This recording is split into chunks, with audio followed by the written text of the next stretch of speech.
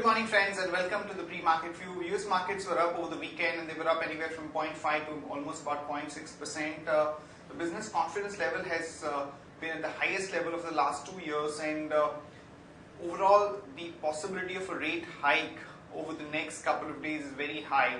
So market is working with a 0.25% kind of a rate hike by Fed, but most importantly the outlook or the commentary for the next rate hikes would be the most crucial factor for the overall market sentiment, as well as more from emerging market flows point of view. European markets too were up anywhere from 0.2 to almost about 0.6%, and when we look at the Asian markets today morning, Nikkei is up almost about 0.6%. However, Hang Seng is down about 0.3%. SGX Nifty is suggesting that we are going to open up about 20-25 odd points. In terms of flows, the FIs have been buyers for the past 4 trading sessions, and even on Friday they were buyers to the tune of almost about 200 odd crore. However, the domestic institutions were sellers to the tune of about 276 crore, and in the index futures the FIs were buyers to the tune of about 241 crore. Overall, we have seen some resilience in our own markets, and certain pockets are showing strength, particularly some of the banking names, and the metal pack as well is displaying a lot of strength. So it remains to be seen how the market is preparing itself for an important event like FOMC meet, which is going to be on 13th and 14th of this week. On that note, let me invite our FAO expert to take you through important FAO cues and ideas that we can have from the derivative side. Morning friends, we'll give analysis on derivatives. In Friday's trading session, taking mixed views from the international markets, our market did open on a positive note, continuing its upward momentum. And it continued its upward momentum. However, there were some jitters in the middle part of the day, but it was the banking sector which led the rally, and eventually Nifty managed to close with a gain of 0.26%, settling at 8277. On the open interest terms, we have seen an addition of around 3.65 lakh shares, while on the cost of carry also increased from 2% to 3.5 odd percentage, and put call ratio also increased by 1 basis point from 1.09 to 1.10. And volatility index cooled off further from 15.4 to 15.07 odd levels. Now on the option side, we have seen a minor addition, 8,300, 8,400 call option. 8,300 call option have seen an addition of around 4%, while 8,400 call option have seen an addition of around 1%. While on the put side, we have seen some kind of a reduction in the open interest in the 8,000 strike price, which is the highest in terms of open interest, with around 78 lakh shares into it, of around 2 odd percentage, while 8,200 put option.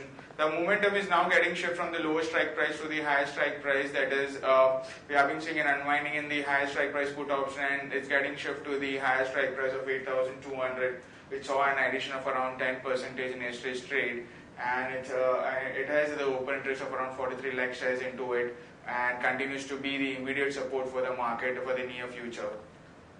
There is one securities in band period for today's trade, that is Jindal Steel. On the FIS front, index futures on Friday's trade, they were net biased by 240 odd crores, index options net biased by 21 odd crores, and stock futures net sellers by 192 crores, and stock options net sellers by 45 crores only. On the market level of FIDs, we have stands at 8,200 with a lower range at 8,200 and higher range at 8,300. SGX Nifty is trading negative, it's down by 34 odd points and scoring anywhere around 8243, indicating some kind of a negative opening can be expected in the morning trade. That's it from derivatives. Thank you. Friends, let me take you through Sharekhan pre-market action, starting with the trading ideas. First of all, a long call is SBI, as the SBI Life sells 3.9% stake to KKR and Temasek at about 460 per share, which values SBI Life at about 46,000 crore, and that's a big positive trigger for State Bank of India. So one can go long there with a stop loss of 262 and a target of about 275 to about 280. The IIP for the month of October came in at about minus 1.9%, and from that the biggest negative contributor was capital goods sector. There was a degrowth of almost about 25.9%, so one can short Vale with a stop loss of 132 and a target of about 125 to 122. In other news and developments, Deep Industries sets up QIP price at about 228 per share.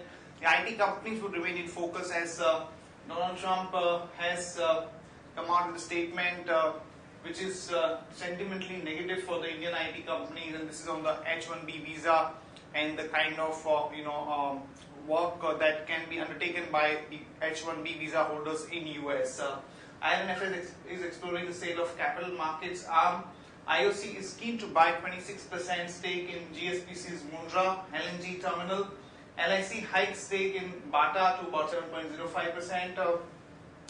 Marketer Line is likely to sell floating production unit of MOPPL at $76 million, and which will help them repaying the debt to the tune of about $72 million. IRB Infra wins order for 6-laning part of NH79A and NH79 by premium of about 186 odd crore.